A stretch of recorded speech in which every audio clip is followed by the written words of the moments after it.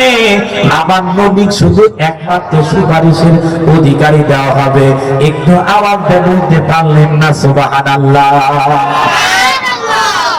আল্লাহর বান্দারা ভালো করে শোনেন, কিয়ামতের ময়দান এমন একজন মানুষকে ফেরেশতারা হাতে এরপরে গলার মধ্যে রশি দিয়া দড়ি দিয়ে বাঁধা নিয়া জাহান্নামের দিকে যাচ্ছে, জাহান্নামের দিকে যাচ্ছে।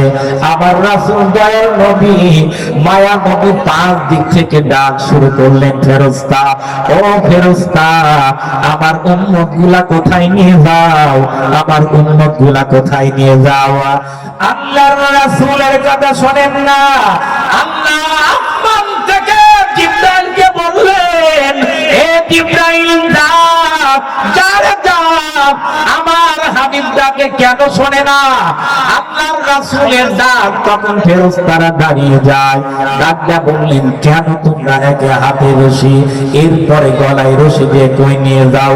ফেরেশতা ডাকটা বলে, ইয়া রাসূলুল্লাহ, এই মানুষটা নেকি আর বদি ওজন করা হয়েছে, মিজানের পাল্লায় তার নেকি বড় হালকা হয়েছে, এই জন্য জাহান্নামের মধ্যে নিয়ে যায়।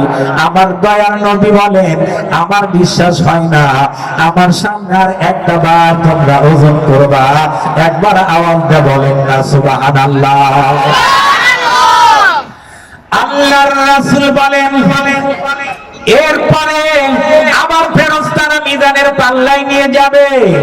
এ মুসলমান, আবার যখন ওজন করা হবে, আল্লাহর রাসূল পকেট থেকে একটা কাগজ বের করবে, যে এই কাগজের মধ্যে শুধু এতটুকু লেখা, লা ইলাহা ইল্লাল্লাহ মুহাম্মাদুর রাসূলুল্লাহ। আমার নবী, আপনার নবী ওই মিজানের পাল্লার মধ্যে রাখবে, এরপরে আবার টান মারবে। আমার নবী টান দেওয়ার কারণে যখন মিজানের পাল্লাটা যখন তাকে মাপ দেওয়া হবে, দেখবে মিজানের পাল্লা ভারী, ফেরেশতারা জাহান্নামী ব্যক্তিকে রেখে চলে যাবেন। ধরে বলেন সুবহানাল্লাহ? আর আসতে বলেন না সুবহানাল্লাহ? আমার নবী, আপনার নবী দোজাহানের নবী। এরপরে মানুষটা বলবেন, কে আপনি? আপনাকে তো চিনি না। তখন বলবে, জানো না, আমি তো দোজাহানের নবী মুহাম্মাদুর রাসূলুল্লাহ সাল্লাল্লাহু আলাইহি ওয়াসাল্লাম। ওই যে আবু মাহজুরা হাত ধরে বসে গেছেন। আল্লাহর রাসূল তখন তাকে বললেন, তুমি যে আযানটা ব্যঙ্গ করেছো আবার করো। আল্লাহর রাসূল বলার পরে ডাক যা বললেন, নবী আমার, আমি তো শুনে শুনে বলছি, আমার তো মুখস্থ নাই, বলতে পারি না। কেমন ভাগ্য ছিলেন তার! দেখেন, এরপরে আমার নবী তাকে শিখিয়ে দিলেন যে আমি বলি, আমার সঙ্গে সঙ্গে তুমিও বলো।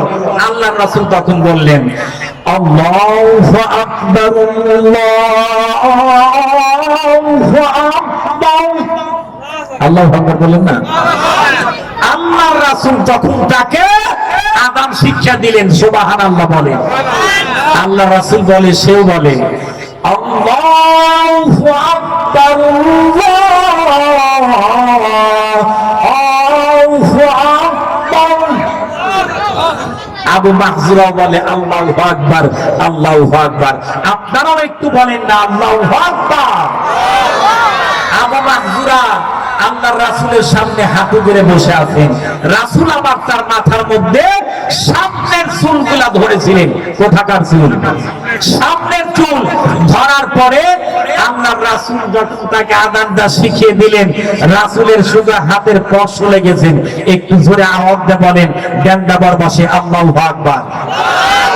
হাতের স্পর্শ লাগার পরে আবু মাহজুরাকে যখন আযানটা শিক্ষা দিলেন, এরপরে বললেন, এখন যেতে পারো। আবু মাহজুরা বলেন, ইয়া রাসূলুল্লাহ, আপনি ছিলেন হচ্ছে আমার দিলের দুশমন, আমার চোখের দুশমন, সব জায়গাতে আপনার শত্রুতা করতাম। ও পয়গম্বর, আপনার হাতটা আমার মাথায় লাগার পরে আমার কেমন জানি হয়ে গেলাম, আমাকে এখনই কালমা পড়ে মুসলমান বানায়া দেন। একটু আল্লাহু আকবার বলেন। গান্ডাবারবাসী, আল্লাহর রাসূলের হাত লাগার পরে যদি আবু মাহজুরার একজন ইহুদির সন্তানের যদি জীবনটা পরিবর্তন হয়ে যায়, আপনার সন্তান যদি মাদ্রাসার মধ্যে পড়ে, আল্লাহর রাসূলের যদি তাহজিদ নামাজ গুনাহ সুন্নাহ নিয়ে জীবন গড়ে, এটাও কিন্তু জান্নাতি মেহমান হিসাবে আমার আল্লাহ কবুল করে নেবে। ঠিক কিনা ধরে বলে।